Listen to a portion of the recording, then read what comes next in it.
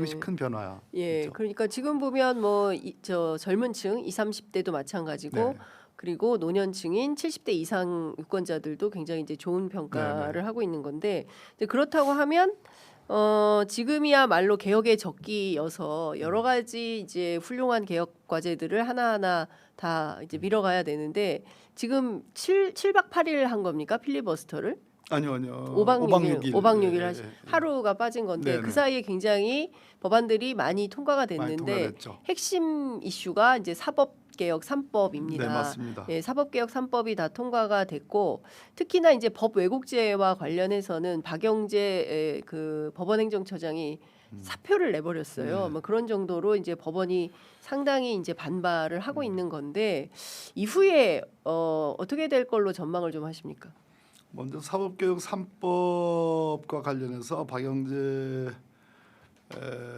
이제 대법관이죠. 뭐 저하고 너무너무 잘 아는 사이입니다. 박영재 대법관의 한 측면은 과거에 이렇게 보면 대법관이 되기 전에 법원행정처에서 이제 잔뼈가 굵은 정통 엘리트 관료법관이거든요. 비교적 뭐 생긴 것처럼 이제 온화한 그리고 매우 이제 합리적으로 이렇게 처신을 해왔던 법관인데 이분이 대법관이 됐어요. 아마 조희대 대법원장이 추천 몫일 겁니다. 대법관이 되고 나서 우리 이재명 당시 당대표의 공직선거법 위반 사건이 이 박영재 주심 대법관의 재판부에 배정이 됐습니다. 네, 배정이 된 그날 바로 전합체로 넘겼습니다. 그렇죠. 그 절차 위반의 소지가 있죠. 예. 그러니까 13명의 재판을 실제로 하는 14명의 대법관 중에 13명의 재판을 실제로 하는데 13명의 대법관 중에 2사람만 소수 의견을 내고 나머지는 전부 다 유죄 취지의 파기환송을 네. 그 선거 국면에 그렇게 이제 그 망동을 저지른 거 아니겠습니까? 네. 거기에 핵심이 이 박영재 박영재. 대법관이에요. 그런데 예. 당연히 이 박영재 대법관이 천대엽 대법관 후임으로 예. 법원 행정처장이 됐습니다. 법원 행정처장이라는 자리는 대법원장의 복심이 가는 자리입니다. 법원 행정처장이기 때문에 예. 말 그대로 국회에서 법사위에 나와가지고 노다지 늘 예. 국민들에게 법원의 입장을 대변하고 뭐 해야 되는 그런 자리 아니겠습니까? 그러니까 곧 박영재가 아니라 조희대 대법원장의 상징이죠. 예. 근데 이제 사법개혁 3법에 대해서 지금 반발을 해가지고 법원행정처장직을 사표를 냈습니다. 네. 저는 그때 법원행정처장직 사표를 내면서 저건 법원행정처장직이 아니고 대법관 본인의 대법관 자리를 내놔야 될 자리다. 이제 그렇게 생각을 했어요. 예. 만약 그렇게 되면 다른 대법관들도 따라서 대법관 자리를 내놓을 것이다. 그럼 이것이 일종의 파동으로 연결될 거다. 예. 전국의 법관들이 예. 따라서 뭐 일종의 이것을 반발하는 예. 사법개혁이란 말로 사법권 독립을 침해하는 예. 것이다. 이런 예. 명분을 걸어서 예. 그러한 어떤 검사들처럼? 파동이 일어날지도 모르겠다 하는 생각을 했는데 못 하고 있잖아요. 네. 왜 못 하느냐? 예. 우리 사법부에는 과거 세 차례의 사법파동이라는 게 있었습니다. 그 사법파동이라는 건 뭐냐면 서울중앙지법의 예전에 민사, 형사 판사들이 나뉘어 있을 때 민사 네. 단독 판사들이 주로 근데 그 뒤에는 뭐 민형사가 구분 없이 서울중앙지법의 소위 단독 판사들 또는 뭐 부장 판사들이 중심이 되는 사법파동이 있었는데 그 사법파동의 핵심은 사법부의 독립이었고 그 독립의 내용은 뭐냐면 민주주의예요. 예. 보다 큰 민주주의, 예. 국민 주권주의 예. 이런 거였습니다. 또 법치주의. 그러니까 국민의 시각과 국민의 눈높이에 맞는 거였습니다. 네. 거기에 부합하는 행동들이었습니다. 예. 그런데 지금 이거 법 왜곡죄를 비롯한 이 사법개혁 3법은 말 그대로 니네들이 기득권자가 됐으니까 니네들이 사법민주화에 역행하고 있으니까 네. 국민의 눈높이에 맞지 않으니까 니네들 스스로를 개혁하라는 요구거든요. 네. 그러니까 법원 자신이 일종의 반개혁 세력이 집단이 된 거예요. 거기에 대해서 들고 일어날 명분이 없어진 겁니다. 없으니까 파동이 될 수가 없지요. 예. 그러니까 거기에 사표를 기껏 법원 행정처장직 보직 사임 정도 보직 사임 정도 월급이 달라지는 것도 아니고 판공비가 달라지는 것도 아니고 그냥 울림이 없는 거죠. 아무런 하나마나한 보직 사임 그렇습니다. 정도를 한 네. 거다. 그러면 다음 복심은 누가 옵니까? 조희대 대법원장도 뭐 참 아시다시피 국민 여론이 워낙 사납고 예. 법사위를 나가면 워낙 깨지니까 예. 서로 지금 눈치 게임? 안 오겠다고 하지 않겠어요. 예. 예. 그럴 바에는 저는 예. 조희대 대법원장이 스스로 사표 내지 않잖아요. 내야 되는 상황 아닙니까? 그쵸. 예. 내야 되는 상황인데 차선책으로라도 예. 이흥구 대법관이라고 있어요. 이흥구 대법관. 예, 진보의 상징. 예. 예, 이흥구 대법관 곧 아마 임기 만료가 됩니다. 아. 그분을 잠깐이라도 예. 법원 행정처장으로 임명해서 예. 지명해서 예. 그분의 시각과 그분의 입으로 나오는 예. 법원의 입장을 얘기하는 게 훨씬 국민들을 설득하는 데 도움이 될 거다. 지난번 예. 유죄가 아니다. 무죄다. 예. 이재명 대표 공직선거법 예. 무죄다라고 얘기한 대법관 중에 한 분입니다. 그런데요, 의원님. 뭐 아니면 오경미 대법관이든지. 오경미 둘 중에 한 사람을 해라. 예. 그러니까 오히려 지금 그 국민들로부터 칭송받는 이진관 판사 같은 분이 오히려 법원 안에서 왕따라고 하니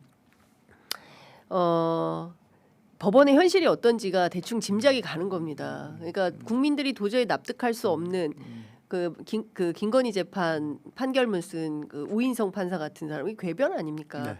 막 말로는 뭐 험하게 야단을 네. 쳤지만 실제로는 1년 8개월이 말이 됩니까? 네, 그 말이 안 엄청난 되죠. 국정농단에 네, 대해서. 그러니까 뭐 2차 종합특검에서 더 나와서 더 수사가 돼서 또 다른 재판에 기소돼서 재판을 받으면 또 형량이 달라질 수 있겠지만 현재로서는 도무지 납득할 수 없는 네. 이게 이제 오늘의 사법부의 현실인 것 같고요. 그리고 재판 소원 문제가 그렇게 심각한 겁니까? 네. 순서대로. 심각하지 않아요. 네. 하나 먼저 이제 사법부의 법관들이 국민의 법 감정하고 괴리 즉 떨어져 있다. 네. 좋은 재판이라는 게 뭐냐? 국민들을 설득할 수 있는 재판 아니겠어요? 네. 국민을 설득할 수 있는 재판은 뭐냐? 국민의 눈높이에 맞는 재판 아니겠습니까? 그러다 보니까 소위 직업법관으로 구성되어 있는 법원의 판결들이 국민들로부터 자꾸 멀어져 가니까 국민의 신뢰를 받지 못해요. 그럼 법원이 존립 근거가 잃게 되는 겁니다. 네. 국민의 사랑을 받지 못하게 되면 어떻게 돼요? 결국은 재판 소원이라는 제도가 도입이 되잖아요. 네. 국민의 사랑을 멀어져 갔기 때문에 그렇습니다. 법원. 왜 그런데 오늘날 법관들이 국민으로부터 멀어져 갔느냐? 국민의 법 감정과 다르냐? 두 가지예요. 하나는 직업이 돼 버렸어요. 직업. 그러니까 월급 받는 샐러리맨. 소위 판정을 주요 업무로 하는 직업인들이 됐어요. 소명 의식이 없다. 왜 헌법과 법률에 의해서 당신들에게 유독 사법부 독립이라는 그러한 탄핵에 의하지 않으면 절대로 징계를 받지 않는 그러한 권한을 줬을까에 대한 그러한 어떤 천명에 대한 그런 의식이 없어졌다. 네. 완전 직업인이 돼버렸다. 두 번째, 정치적 이슈라는 것이 사실은 국회의원을 사랑해달라는 게 아닙니다. 사랑해 주지 마세요.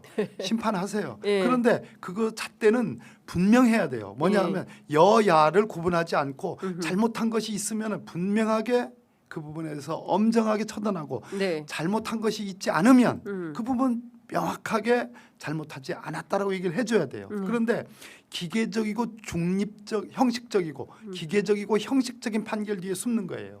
무슨 얘기냐? 네. 저 패스트 트랙 재판 있었잖아요. 저도 재판 받았잖아요. 네. 저를 선고 유예를 합디다. 의원님 무죄인데 무죄를. 내용은 다 무죄예요. 예. 그런데 그리고 반대편에 있는 나경원은 예. 벌금을 1,400만 원으로 깎아줬잖아요. 예. 1,400만 원이니까 하나는 살 수 있는 두 개로 평을 나눠가지고 그렇게 기교를 부리잖아요. 네. 그래서 의원직을 유지해 주잖아요. 유지해 주죠. 예, 저쪽은 내가 보기에는 한 3년을 받아도 싼데 이쪽은 무죄인데 네. 이거는 정치적 사안이야. 그래서 진리가 없어. 예. 이런 식으로 재판을 하면은 옳고 그름에 대한 명확한 판단이 없어졌다. 기계적, 형식적 재판 뒤에 숨는다. 그래서 직업으로서의 법관이 돼버렸고 기계적, 형식적 재판 뒤에 숨는다. 이름으로써 국민의 법 감정으로부터 멀어지게 된 이유가 됐다 이렇게 생각합니다. 그러면 이 사법개혁 3법이 통과된 이후에 달라질 상황은 어떻게 될까요? 그러니까 의외로 그런 얘기도 합니다. 과연 검사들이 법 왜곡죄로 검판사들을 기소할까? 제가 설령 늘 많이 말씀드렸죠. 예. 한다 하더라도 그럼 법원이 유죄 판결을 할까? 결국 그 안에 있는 수사관들만 된통 당하게 될 거야. 뭐 이런 그 우려를 하거든요. 네, 맞습니다. 그렇다고 우리가 된장이 뭐 맛이 없다고 구더기 무섭다고 된장 안 담그냐? 예, 아니 다른 측면입니다. 예. 구더기 무섭다고 된장 안 예. 담는 게 아니라 독을 깰 수는 없잖아요. 예. 예. 맛이 없다고. 그렇죠. 예. 예. 그러니까 사법부는 몽테스키에가 얘기한 입법행정사법의 3부 3권 권력 분립이 필요한 것이고 예. 그것이 민주주의와 법치주의를 지키는 힘은 맞아요. 근데 사법부를 정화하고 아까 제가 말씀드린 사법 파동, 민주주의와 법치주의를 지키는 요체로서의 사법부, 예. 정의와 공정 그리고 소수자 보호를 위한 인권 보호를 위한 보호로서의 사법부는 지켜져야 된단 말입니다. 근데 그 사법부가 1심, 2심, 3심을 담당하는 법관들이 너무 보수화되고 너무 직역 이기주의에 빠져 있고 관료주의화되고 기득권화됐어요. 그럼 그것을 시정하기 위해서 헌법재판소라는 재판소원을 도입을 한 겁니다. 그리고 법 왜곡죄라는 말씀드린 대로 법령을 적용해야 되는데 의도적으로 네. 적용하지 않는다거나 의도적으로 적용을 잘못된 법령을 적용한다거나 한다거나. 의도적으로 사실을 왜곡하는 예. 경우에 처벌하는 거예요. 네. 그러면 그 처벌하기 위해서는 수사가 필요하잖아요. 예. 그리고 수사해서 기소하고 재판이 필요하잖아요. 예. 결국은 그 대상이 되는 법관들이 자기 동료들을 법 왜곡죄로 처벌해야 되고 예. 재판할 거 아니겠습니까? 예. 그 대상이 되는 수사관들이 수사해야 되는 거 아니겠습니까? 결국은 또이또이다. 예. 또이또이란 말이 일본 말이죠. 이게 쓰면 쓰면 안 되는 거죠. 되는데. 안 예. 되는 거죠. 예. 예, 취소합니다. 예. 결국은 그 비슷하다, 같다. 도돌이표다. 도돌이표다. 그 초록이 동색이다. 이다. 그런데 경우에 따라서는 예. 정말로 빼도 박도 못하는 빼박 증거들이 나오는 경우가 있죠. 그게 뭐냐 하면 유호성 간첩 조작 사건에 예. 빼도 박도 못하는 대법관들이 뭐 언제부터 그렇게 간첩 조작 사건에 대해서 무슨 정의의 칼을 예. 들이댔겠어요. 예. 워낙 증거가 명확하니까 그거를 직권남용 정도로 네. 해당한다고 했습니다. 그러나 처벌도 못했어요. 징계로 끝냈어요. 근데 앞으로는 처벌이 되는 겁니다. 예. 그래서 빼박으로 나올 수 있는 것들은 예. 어쩔 수 없이 예. 아무리 자기네 식구라 하더라도 예. 수사해서 기소해서 유죄 판결이 나올 것이다. 그러면 결과적으로 어떤 결론이 나오느냐? 법관들이 소신 있는 판결을 못한다라고 뭐 이 반대론자들은 얘기해요. 의원들 중에도 그런 얘기합니다. 네. 거꾸로 역시 경종을 울리게 되고 스스로 누군가가 모니터링하고 있다. 누군가가 그것이 처벌될 수도 있다라는 네. 경종을 울리게 되면 스스로 네. 항상 법의 적용과 사실 인정을 엄격하게 함으로써 국민의 법 감정에 맞는 좋은 판결이 나올 수 있다 네. 이렇게 생각합니다. 그러면 지금까지와는 전혀 다른 새로운 사법제도 시스템에서 재판 소원도 가능해졌고 이제 대법관 수도 늘어나서 지금과는 좀 다른 뭐 법관들에게 오히려 더 자정 능력을 자정 능력도 생기는 거고 부여할 수 있겠죠. 예, 그렇게 되면 본인은 되게 반대했었잖아요. 조희대 대법원장이. 네네. 그러니까 박영재 법원 행정처장은 그만이라도 두는데 조희대 대법원장은 그것도 안 하네요. 네네. 뭐 기자들 맨날 불러가지고 아침마다 사법부의 목소리를 정치권이 들어야 된다. 뭐 이런 주장은 했는데 전혀 먹히지 않은 거 아닙니까? 네, 그럼 그렇습니다. 사실상 조희대 대법원장의 패배인데 그렇다면 대체로는 사직하는데 또 이분은 안 그만두는 것 같아요. 못 그만두는 겁니까? 안 그만두고 있죠. 예, 네. 못 그만둘 수도 있죠. 지금 네. 워낙 이 법원의 기득권을 대변하는 상징처럼 되어 있고 네. 법원 그런- 기득권 상징. 예, 기득권의 상징처럼 되어 있고 또 안 그만두는 이유도 있는 거죠. 왜냐하면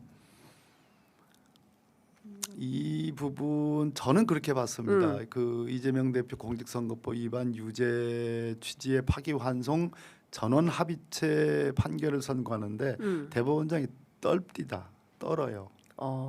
네. 예. 그랬어요. 그 장면 다 예, 봤습니다. 목소리도 떨렸고 떨었고 종이도 떨었습니다. 이렇게. 예. 그 정도의 강단, 그 정도의 내공이라면 사표를 낼 수가 없습니다. 사표를 낼 수가 없어요. 사표 낼 지금 용기도 없다. 누리고 있는 예. 어떤 그 대접, 예. 처우, 예. 월급까지를 포함해서 예. 그리고 일종의 지금 제가 볼 때는 이 양반은 범죄인의 범자란 말은 쓰지 않겠습니다. 확신자입니다. 확신자. 예. 확신자. 자기가 갖고 있는 예. 소위 윤 어게인 예.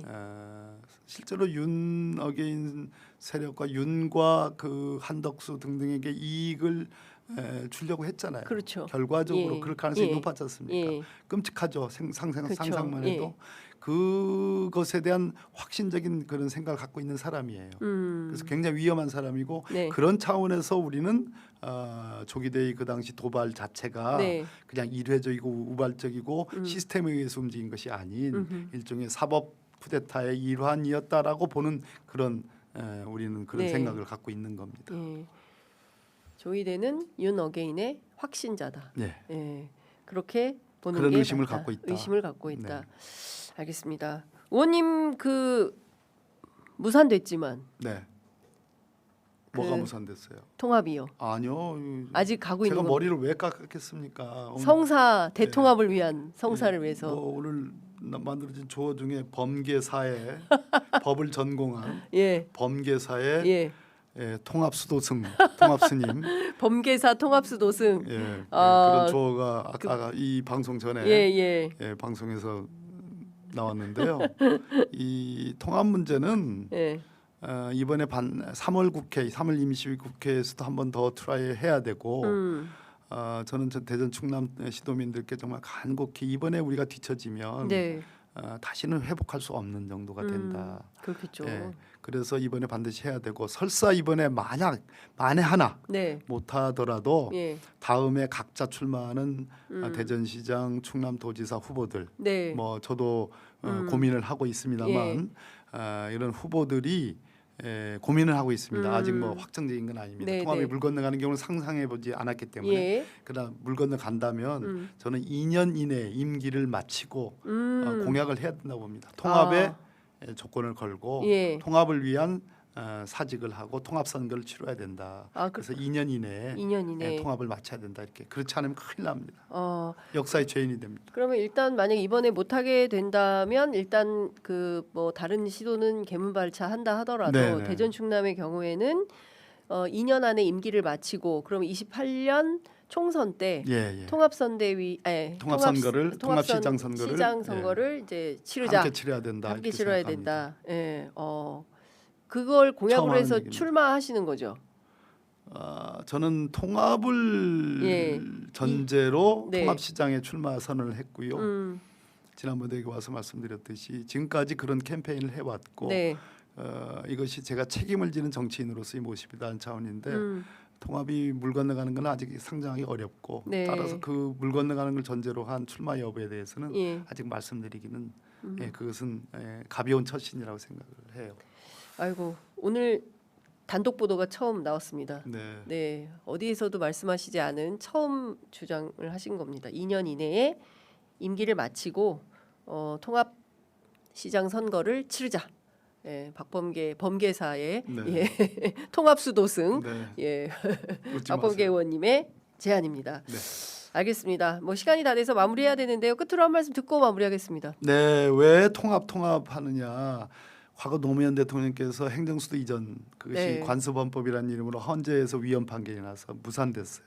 세종시가 만들어졌지만 이재명 대통령이 저는 그 명맥을 잇고 계승 차원을 넘어서 이제는 더 넘어서는 지방 주도 성장한다. 대한민국이 올곧게 성장하려면 잠재 성장률을 높여야 되는데 그는 지방 소멸, 인구 절벽을 뛰어넘어야 된다. 맞습니다. 지방 소멸을 뛰어넘는 방법은 몇 개의 분극 체제, 즉 수도권뿐만 아니라 충청권, 호남권, 대경권, 부울경권 이 5개의 일종의 분국 체제가 만들어져야 된다. 그 중에서 가장 조건과 환경이 좋은 것이 대전 충남입니다. 수도권 인구를 분산할 수 있는 가장 좋은 곳입니다. 네, 30분 그렇죠. 만에 올 수 있는 곳이니까요. 예. 말씀하신 대로 사실은 우리가 중원의 힘을 네. 더 키워서 네. 새로운 시대로 가야 된다. 5국 3특 체제에서 그렇습니다. 새로운 기운이 대전 충남으로부터 시작될 줄 알았는데 지금 웬걸. 이게 무슨 그러니까요. 너무 예. 깜짝 놀랐습니다. 네. 어쨌든 정치는 정말 생물인 것 같습니다. 네. 하루하루 흘러가는 뉴스 속에서 또 어떤 변화가 있을지 예측 불허의 상황을 계속 취재하면서 또 보도하도록 하겠습니다. 자, 의원님 말씀은 여기까지 네. 듣겠습니다. 네, 고맙습니다. 고맙습니다.